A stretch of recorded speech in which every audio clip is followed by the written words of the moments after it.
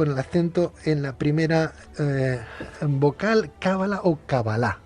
A ver, el término nace del antiguo hebreo que proviene de lekabel. Lekabel quiere decir recibir.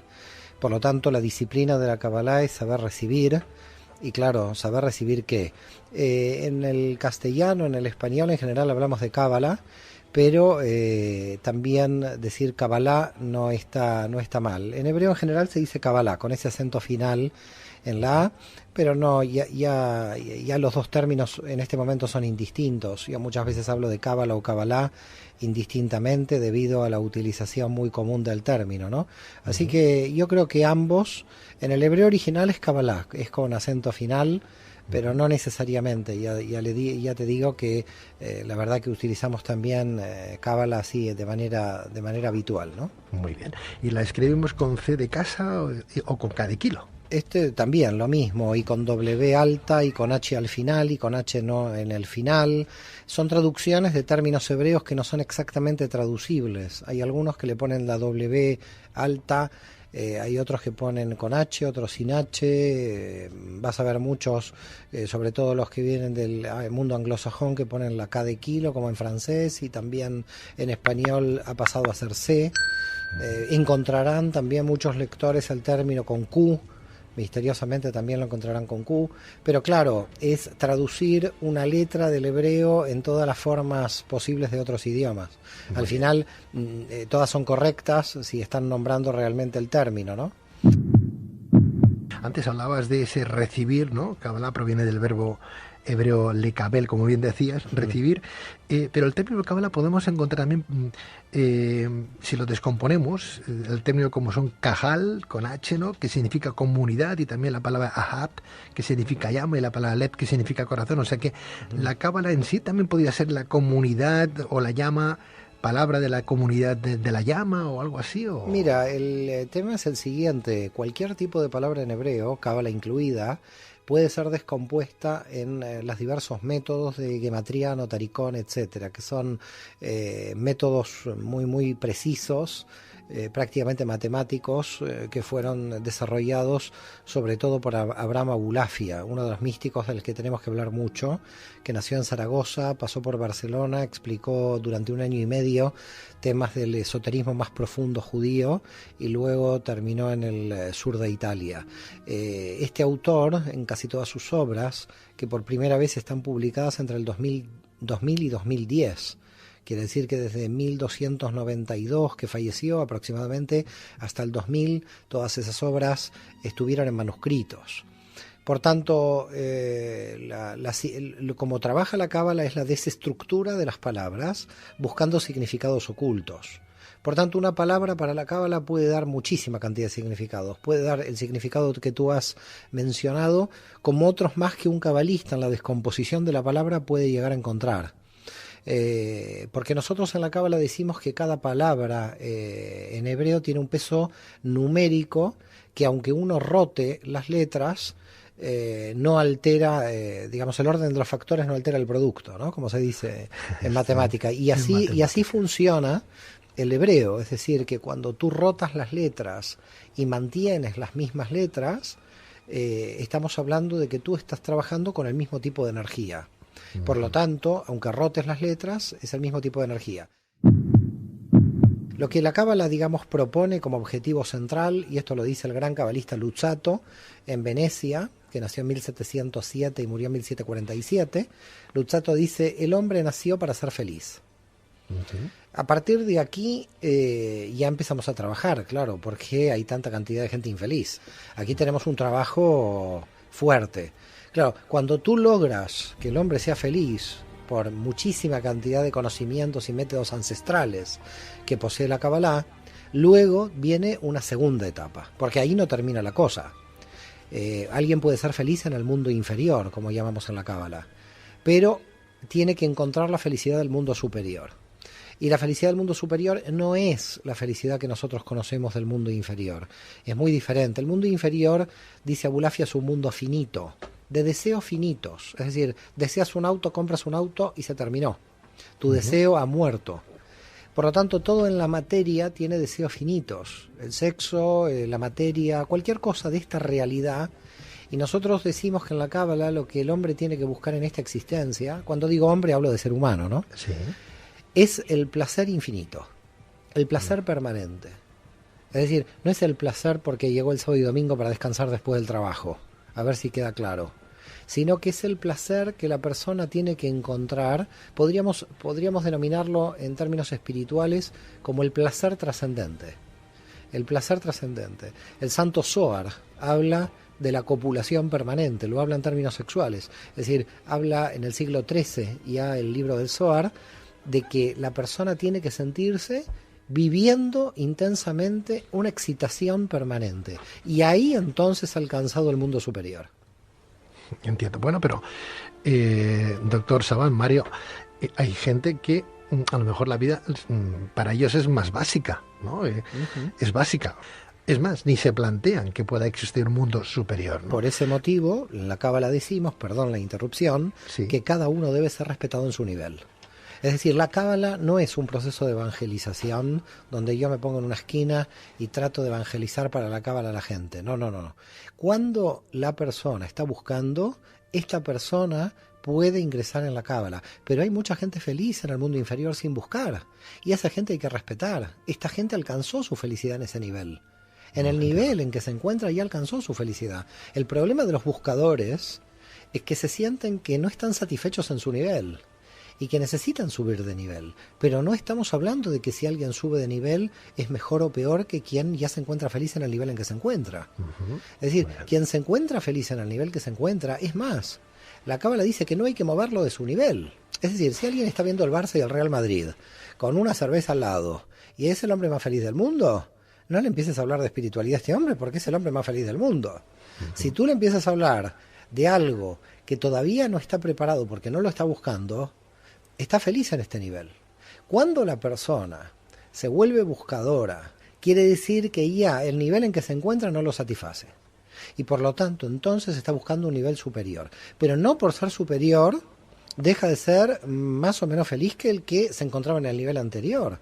Acá no hay elitismo intelectual dentro de la Cábala, a pesar de la complejidad intelectual que tiene la Cábala, a pesar de la complejidad intelectual.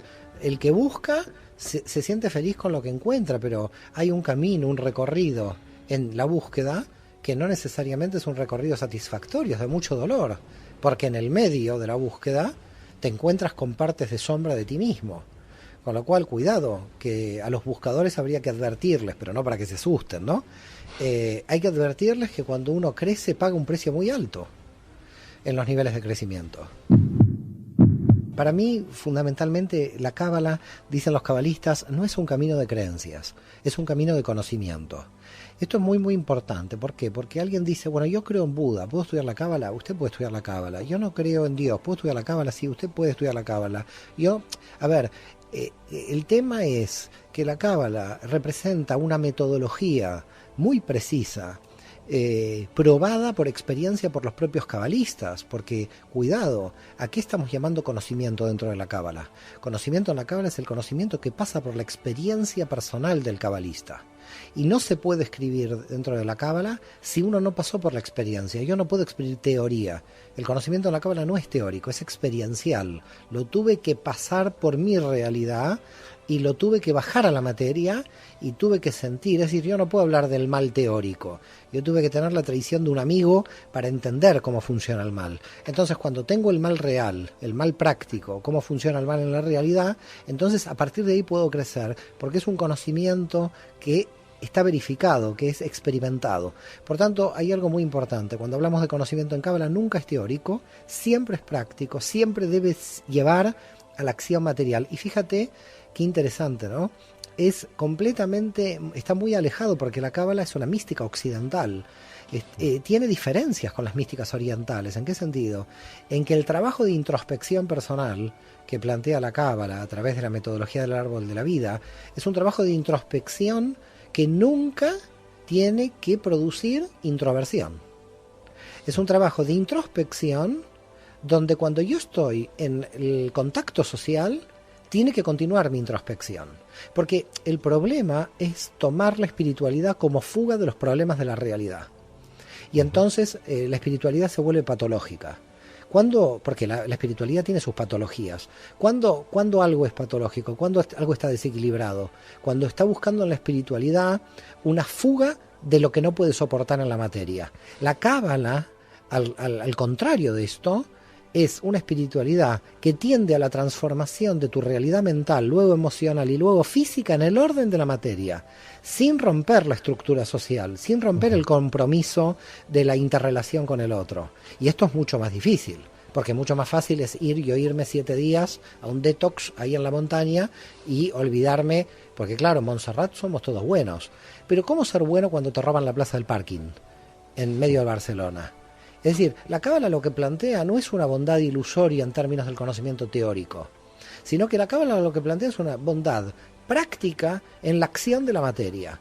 Porque si no la tienes en la acción de la materia, es un autoengaño los niveles de espiritualidad de fuga que estás haciendo. Si yo estudio la cábala judía o la cábala hebrea, por ejemplo, voy a tener más tendencia a dirigirme a la religión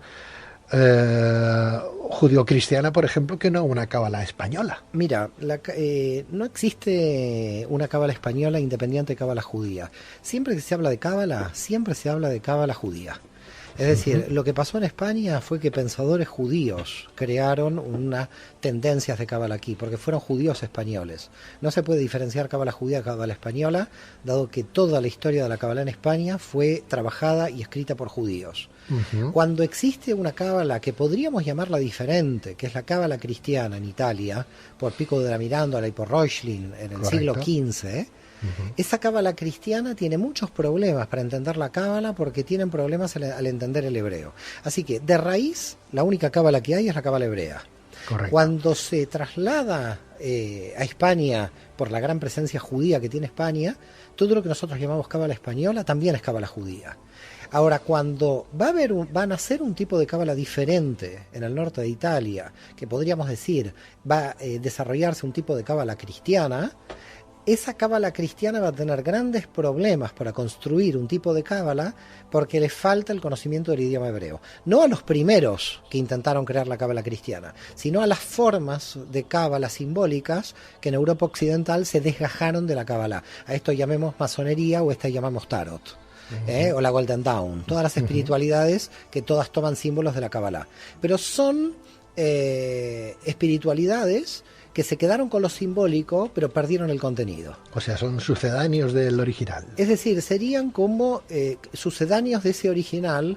Y fíjate los grandes problemas que tenemos para poder estudiar, ¿no? Yo cuando estoy en Barcelona con mis alumnos explicándoles cábala, ya parto de un problema. Muchos vienen de lugares del esoterismo, sobre todo inglés, porque aquí Cataluña tuvo mucha influencia del espiritismo inglés del siglo XIX, ¿no? Y de la masonería, y esta gente trabaja con un árbol de la vida que no es el árbol de la vida de la tradición más antigua de la cábala hebrea. Por lo tanto, a lo que vamos es, ¿cuál es lo que podríamos llamar mi tendencia? Mi tendencia es estudiar desde las fuentes hebreas los conocimientos más profundos para no estudiar desde, llamarlos sucedáneos, tengo temor como a crear un prejuicio. Sí, pero es doliente, es un término doliente. A mí no me gusta, no me gustaría utilizar ese término. Me gustaría llamarlo, no sé, desviaciones simbólicas o otro tipo de desarrollos, ¿no? Pero a lo que voy es que lo importante sería ver realizar un trabajo hacia las fuentes. Entonces, claro, ¿cuáles son las fuentes? Las fuentes son el Zohar, el Sefer Yetzirah, el Sefer Abahir, las meditaciones de Abulafia. Estamos yendo al hebreo del siglo XIII. Ahora, la cábala, por tradición, ¿desde cuándo pudo haber empezado a existir dentro del pueblo de Israel? Porque, a ver, esto es así. La cábala es esencialmente judía, como el yoga es esencialmente proveniente de la India. Ahora, que yo haga yoga no me transforma en un budista. Yo puedo seguir siendo judío que hago yoga. Lo que está sucediendo hoy es que las espiritualidades religiosas se desconectan de las feligresías. Quiere decir que hay hoy un católico que hace yoga, Pero el yoga no le está pidiendo que se transforme en un budista o en un hinduista, sino que él se puede mantener como católico. Yo puedo hacer yoga como judío, pero nadie me pide en el yoga que deje de ser judío. Lo mismo la cábala como metodología no pide que el cristiano deje de ser cristiano. Además, hay una especie de pez que se muerde la cola. En el cristianismo todavía el cristiano lo tiene mucho mejor. ¿Por qué? Porque si Jesús era judío y hay investigaciones en el siglo I y -1 de que los esenios en el Mar Muerto, en Qumran, Adolfo Reutemann, el director y curador de los rollos del Mar Muerto en Israel y en la Universidad Hebrea, está realizando una investigación donde está mostrando las conexiones de conceptos de la Kabbalah dentro de los rollos del Mar Muerto. Quiere decir que para la época de Jesús, la Kabbalah ya estaba en desarrollo.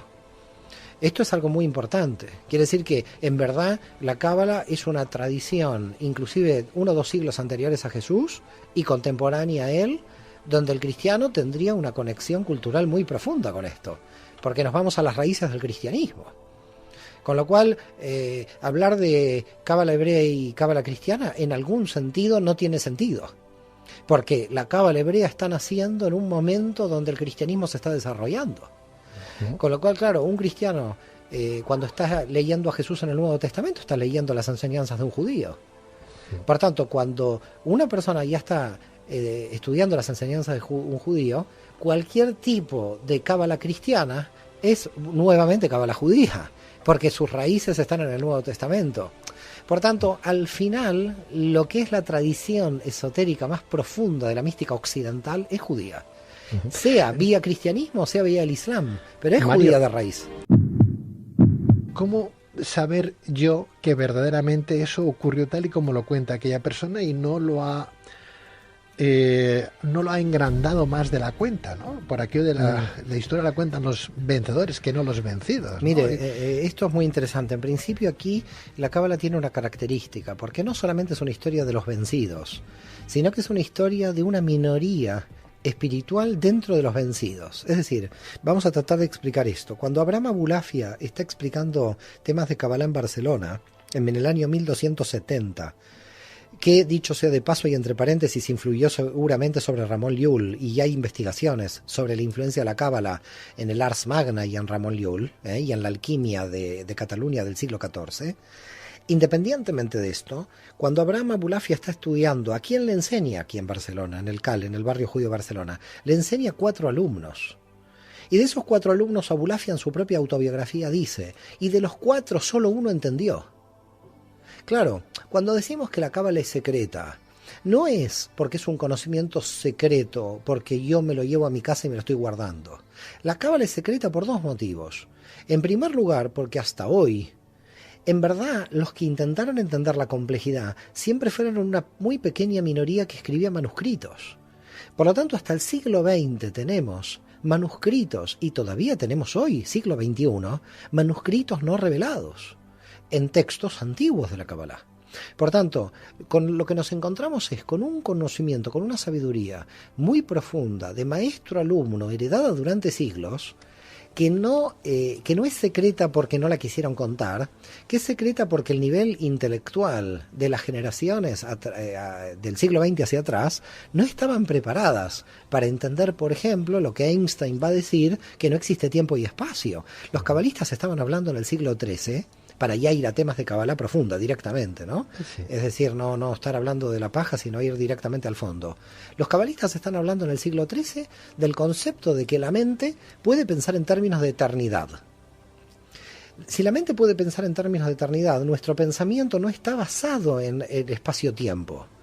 Por lo tanto, se están adelantando a la física cuántica los cabalistas en el siglo XII y en el siglo XIII, cuando están hablando básicamente de que la realidad puede ser pensada en términos de eternidad. Esto en hebreo se llama el universo de Atzilut, el universo de la emanación, donde todavía no está creado el universo.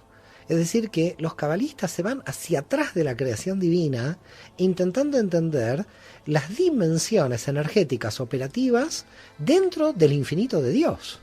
Cuidado con lo que estamos hablando. Claro, ¿quién entendía esto en el siglo XIII si hoy nos está costando entenderlo a nosotros? Entonces, claro, es secreta no porque alguien se la guardó, es secreta por la incomprensión de los niveles de conocimiento al que han alcanzado estos cabalistas. Esto en primer lugar. En segundo lugar, la cuestión de la experiencia personal. Claro, la cuestión de la experiencia personal es cómo verificar la experiencia personal, porque si el señor Pedro Riva a mí me dice que vio a Jesús ayer a la noche, yo la verdad que no tengo forma de tratar de evaluar, porque desde la mecánica newtoniana nosotros decimos tenemos que probarlo, ¿ok? Entonces, claro, ¿yo cómo lo tengo que probar? A ver, Jaime Vital tiene un libro en el siglo XVI, fines del XVI, que es el libro de las reencarnaciones. Se llama en hebreo Gilgul Neshamot, la rotación de las almas. Y él explica, con lujo de detalles en hebreo, una obra de 300 páginas, cómo el alma encarna, cómo reencarna la memoria, la no memoria. Es fascinante. Ahora, ¿por qué motivo? Porque el grupo místico de Safed en el siglo XVI entendía que la regresión del alma hacia la identidad del alma era un concepto que ellos lo trabajaban personalmente y que además lo debatían dentro del grupo. Entonces, claro, desde el punto de vista de la experiencia personal, alguien hoy viene y me dice, mire, he tenido una regresión. Yo, desde el punto de vista de la literatura de la Kabbalah, esto está dentro del marco de la Kabbalah. Yo te diría, Pedro, con la confianza que ya me has producido con esta entrevista, es que la Kabbalah hace algo muy interesante. La gente en los niveles espirituales muy altos, que es considerada como loca a nivel social, la Kabbalah le da estructura. La Kabbalah le dice, mire, lo que usted piensa, lo que usted siente no es nada loco. Lo que usted piensa y lo que usted siente, lo pensaron y lo sintieron sabios de la Edad Media, que además lo explicaron. Porque el problema de la espiritualidad muy alta es que no te entiende nadie, Pedro. No, realmente. Ahora vamos a hablar a los oyentes, porque si nos coge un psiquiatra nos envía a lo patológico. Es decir, nosotros, para la psicología tradicional y la psiquiatría, estamos cerca de la patología, cerca o adentro. Pero desde el punto de vista de los niveles de explicación que llegaron a tener los cabalistas, entendieron partes de la realidad. Imagínate Einstein explicando el tiempo y el espacio, podría ser considerado un loco, porque ¿dónde está el tiempo? Toquemos el tiempo. ¿Dónde está el espacio? Toquemos el espacio. La física cuántica trabajaría como una locura, habría que enviar los físicos cuánticos al manicomio. Por lo tanto, a lo que vamos es, la gente muy espiritual tiene para mí un problema, que para mí también la Cábala lo resuelve, dado que a mí particularmente, por lo menos a mí ha funcionado, y veo que muchos alumnos funciona. ¿Cuál es? De que los niveles espirituales, no conceptualizables, porque los niveles espirituales muy altos no los podemos llevar al concepto, dado que son simbólicos. Entonces tenemos un gran problema, porque ¿cómo bajamos los símbolos a la estructura conceptual? ¿Cómo yo voy a explicar algo donde yo no tengo palabras para explicar la experiencia que estoy teniendo? De ahí que la Cábala sea polisémica. Y de ahí que la Cábala sea tan potente, porque la Cábala le da palabras a lo innombrable. Claro, no puede dar palabra al infinito innombrable, porque ahí sí, no hay concepto. Dado que ese innombrable, perdona Mario, ese innombrable es Dios. Claro, pero cuando dices Dios ya lo conceptualizas. Vale. Entonces, claro, entramos en un problema.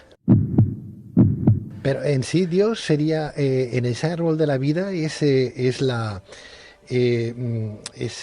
último camino para llegar, ¿no?, a ese sefirot, ¿no? En verdad Dios en el árbol de la vida no está.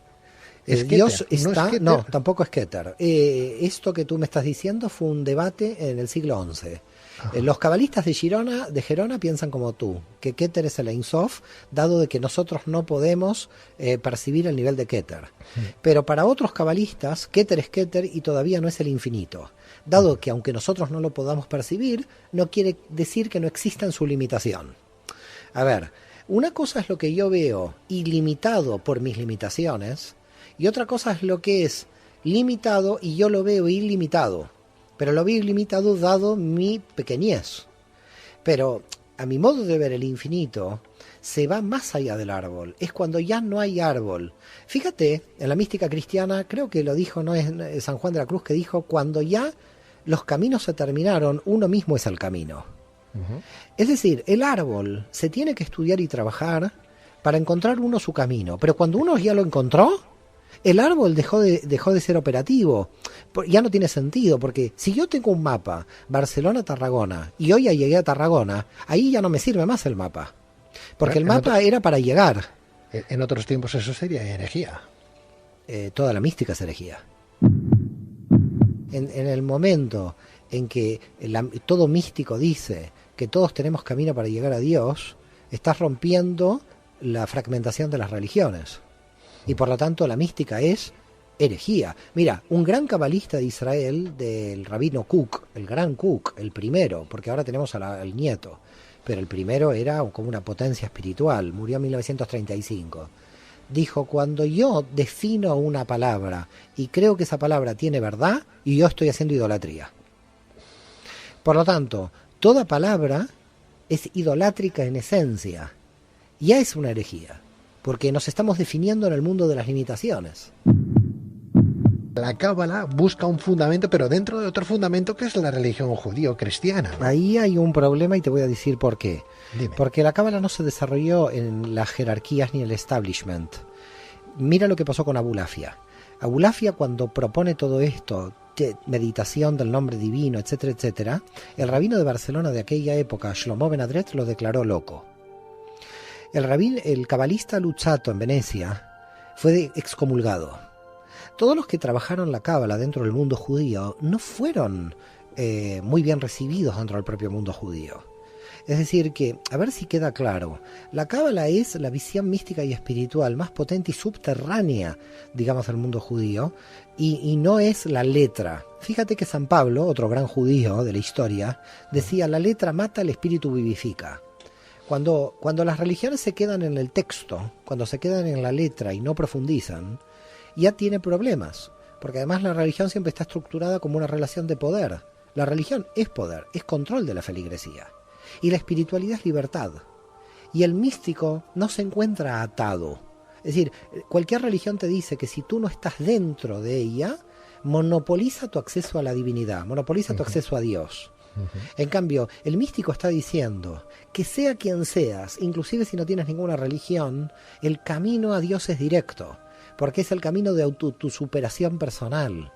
Fíjate que lo que está planteando Abulafia con sus técnicas de meditación en los nombres divinos en el siglo XIII es un acceso del alma a Dios directamente. Bueno, y si siempre y cuando creas en Dios, en la existencia de algo que nos supera. Pero si no crees, cuidado, sí, pero si no crees, en verdad conoces las consecuencias, porque creer es una especie de absurdo, y es más, yo pienso que me estoy equivocando en decir creer. ¿Por qué motivo? Porque en verdad el conocimiento del infinito para nosotros es imposible, dadas nuestras limitaciones. Esto es imposible. Quiere decir que la cábala parte de un tema. A Dios no los podemos conocer de ninguna manera. Ahora, ¿qué podemos conocer? Nosotros podemos conocer el universo creado. Y si yo voy conociendo el universo creado y me voy conociendo a mí, voy acercándome al infinito, acercamiento al que no llego nunca, con lo cual la budeidad, para llamarlo de alguna manera, o el nirvana, en la cábala no existe, porque no alcanzamos la totalidad nunca. Y si nos unimos o nos aproximamos a esa energía infinita, lo que estamos haciendo es una aproximación y nunca una fusión. Por lo tanto, si alguien en la cábala viene a buscar el nirvana, lamento decirle que no venga, porque no hay nirvana. Lo que sí va a encontrar es la sensación de acercamiento a la totalidad. Ese término en hebreo se denomina Debekut. ¿Qué es la Debekut? La Debekut es cuando el alma llega a una comprensión tan alta de esta realidad. Ahora me olvido de Dios, ¿eh? Sí. A una comprensión tan alta de esta realidad que se siente fusionada con el todo, con el peligro, dicen los cabalistas, de que ya ve relativo su cuerpo y el alma quiere irse del cuerpo.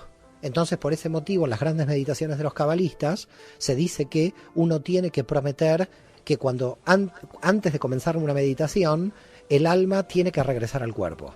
Porque si no lo promete, el alma tiene la tendencia a volver a su origen, que es a la energía del infinito. Por lo tanto, nosotros en la cábala, ¿qué trabajamos? La máxima aproximación a la luz, pero que no nos ciegue la luz. Por eso Isaac el ciego de Gerona, no estaba ciego por oscuridad, estaba ciego por la luz. Y el problema que tiene la gente que entra al mundo espiritual que se enceguece de la luz. O sea que un ateo podría estudiar cábala y entrar en la cábala. Lo puede hacer perfectamente. Porque en verdad el cabalista y el ateo están, yo te diría que el cabalista está muy cerca del agnóstico.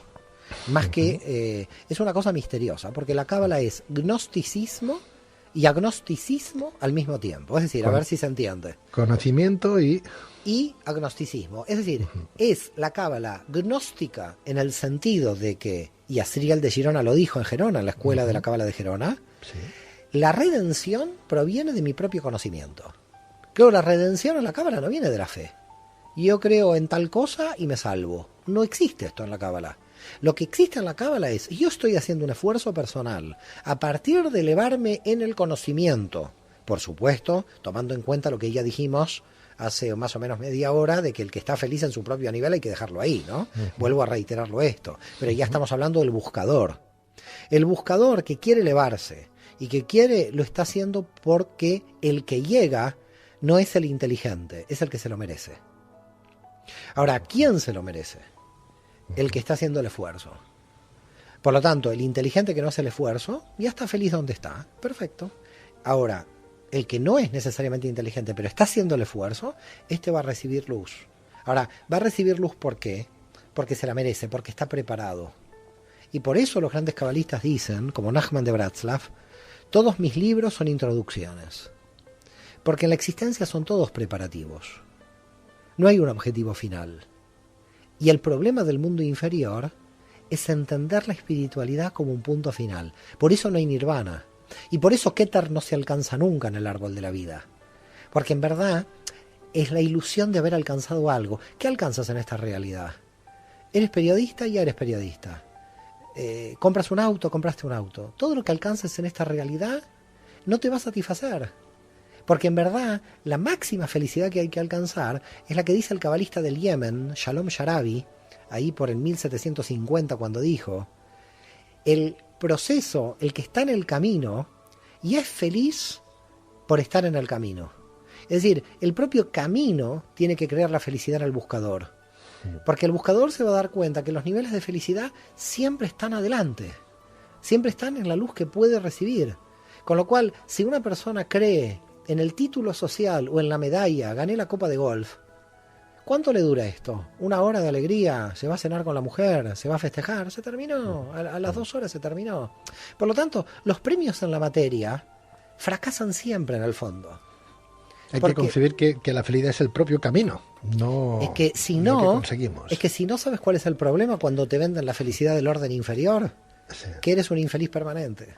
Claro, hoy tienes el coche, pero mañana te buscas otro que es mejor y es más grande, y cuando lo tienes quieres otro mejor y más grande, y así. Mira, este tema infelicidad. Este tema está en el libro del Eclesiastés, cuando ahí dice claramente el autor, vaya a saber en qué siglo, algunos lo sitúan en el 4, en el 5, otros todavía antes de Cristo, estamos hablando.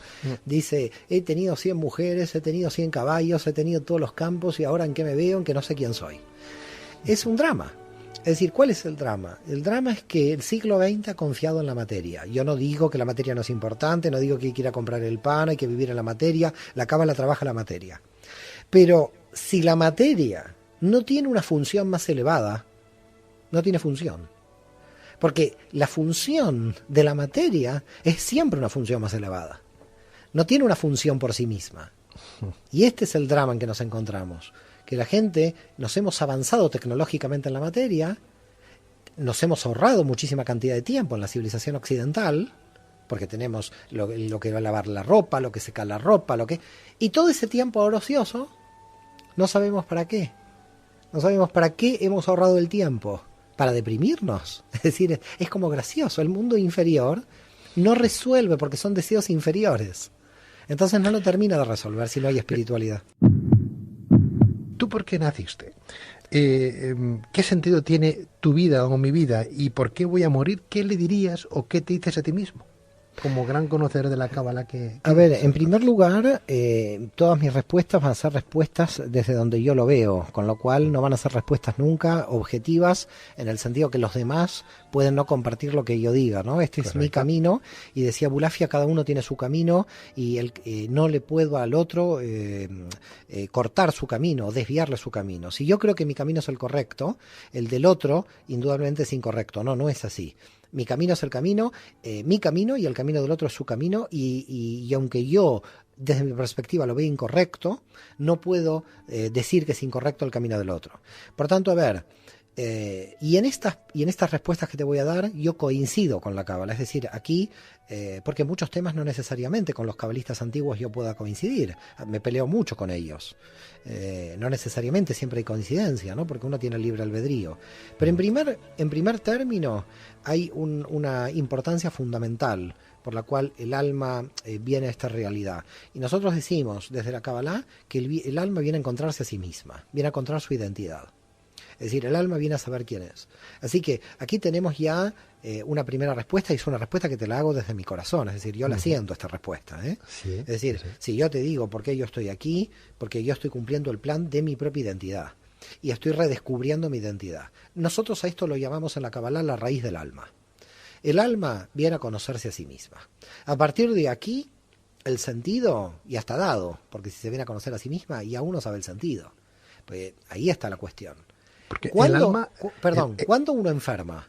¿Cuándo uno enferma?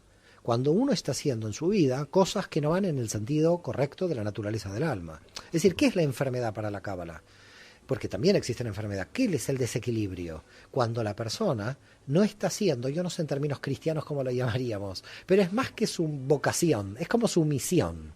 Es como, esta persona nació para ayudar en una ONG en África y es la persona más feliz del mundo. Esta persona encontró la naturaleza de su alma. ¿Se entiende? Entonces, yo puedo no ir a una ONG en África y salir corriendo, porque quizás no es la naturaleza de mi alma esta. Entonces, cuando uno identifica lo que nosotros llamamos en la Cábala, en la Tiferet, el centro del yo, cuidado cuando hablo del centro del yo, porque el centro del yo es incondicional. El centro del yo tiene como un gran problema para identificarlo, porque ¿cuál es? Sacarme todos los condicionantes sociales. Porque ¿dónde se pierde el alma? El alma se pierde en los condicionantes de la sociedad, en el deber ser. Es decir, el alma se pierde cuando realmente no está trabajando en función de lo que realmente sienta en su interior. Mario, perdona, pero ¿el alma qué es?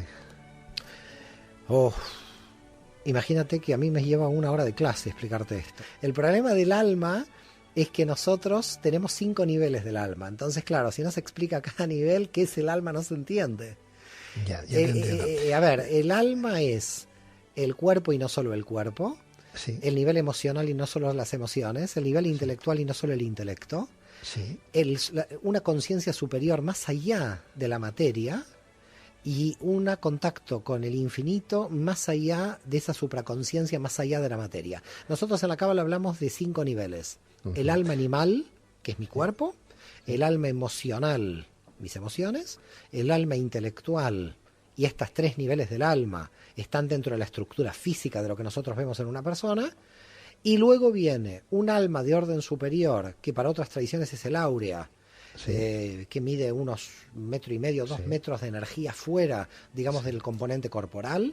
Sí. Por eso si yo me acerco mucho a una persona puedo llegar a sentir lo que siente o a pensar lo que piensa, porque se están uniendo como densidades de energía, ¿no? Y un nivel de alma imposible de identificar en el orden del mundo inferior donde conceptualmente trabajamos, que es la unión con la divinidad, la unión con el infinito. Pero ahí ya no entramos en ese 5.º nivel. Cuando uno nace con alma o sin alma. Tenemos un tema, primero, por supuesto, nace con alma, pero tenemos una cuestión con el alma muy interesante. Los cabalistas dicen, el alma no quiere venir a este mundo físico y el alma no se quiere ir de este mundo. Es decir, los cabalistas dicen, el alma no quiere nacer, no quiere venir a este mundo. ¿Por qué? Porque ya lo conoce, ya sabe las enfermedades, ya sabe la muerte, ya sabe la suegra quién es, ya sabe todo lo que pasa aquí, en esta realidad.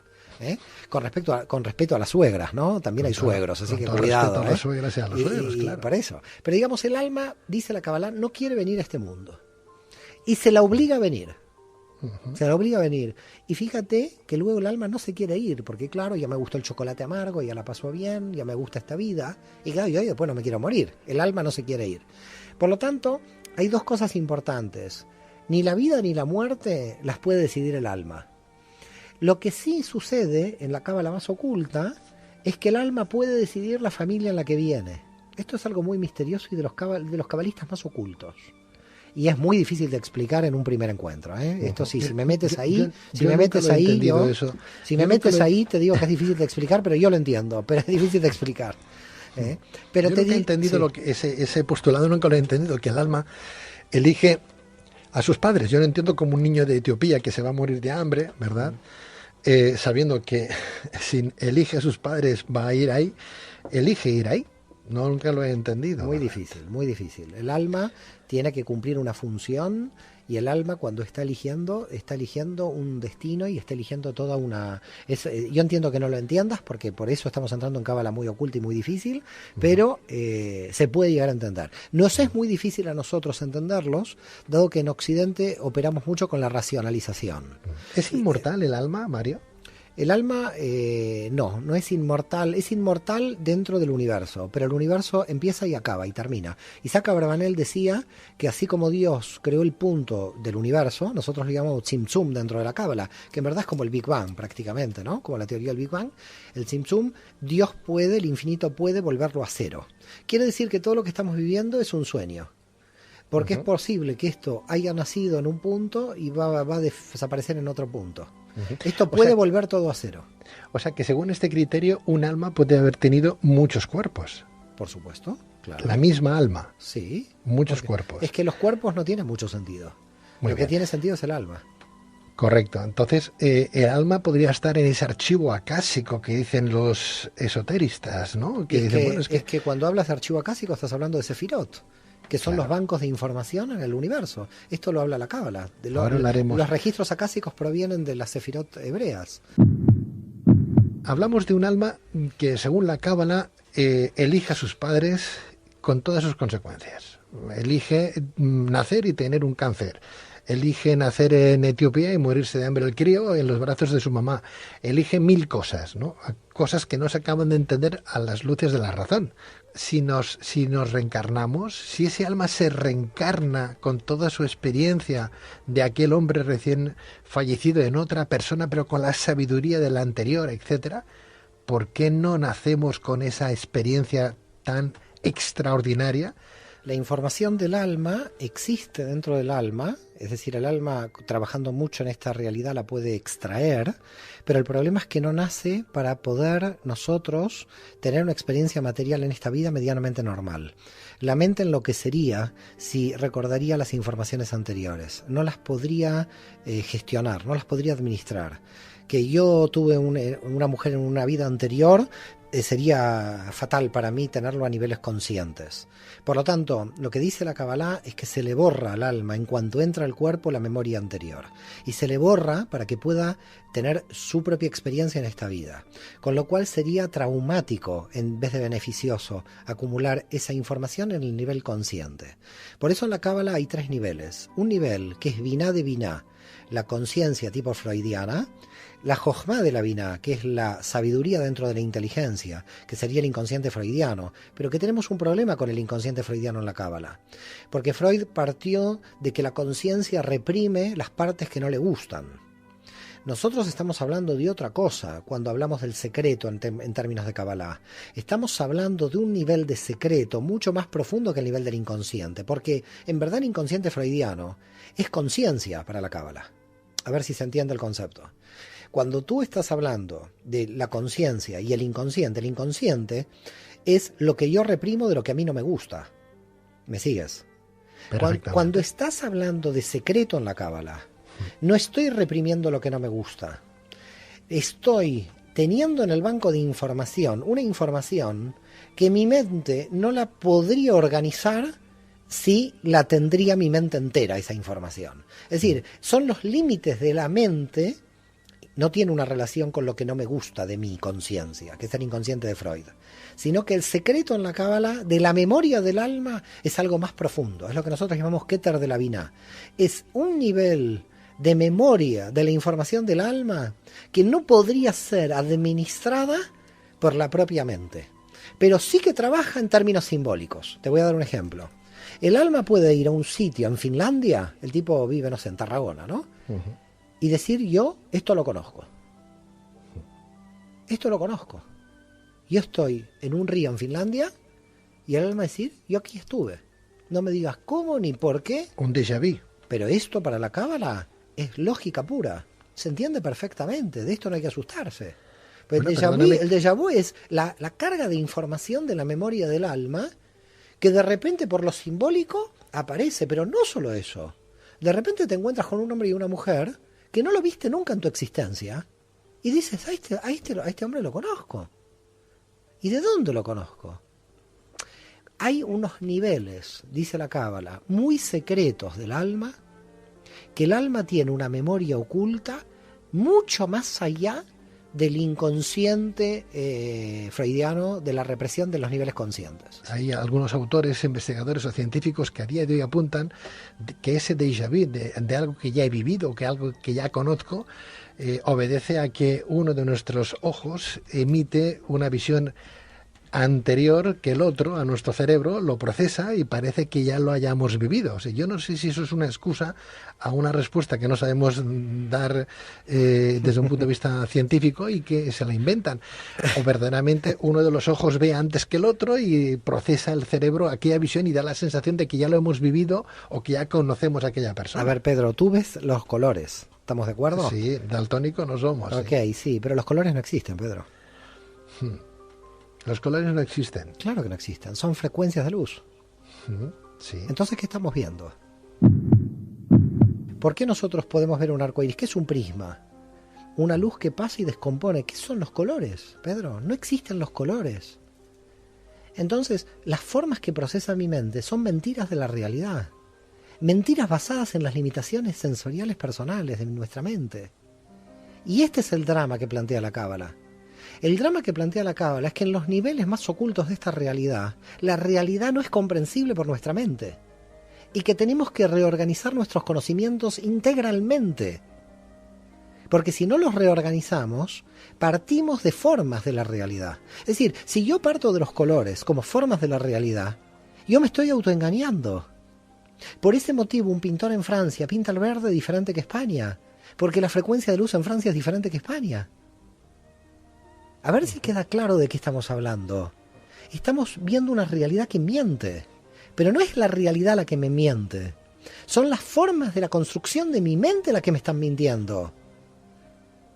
Entonces hay que tener mucho cuidado, porque la espiritualidad de la Kabbalah lo que está diciendo es, estamos hablando, Jesús decía, ciego guía de ciegos, los dos se caen en un pozo. Es decir, estamos ciegos guiando a ciegos, porque nadie puede partir de la realidad de que los colores existan. En el momento en que tú partes de esta realidad, ya das por hecho una realidad que te miente.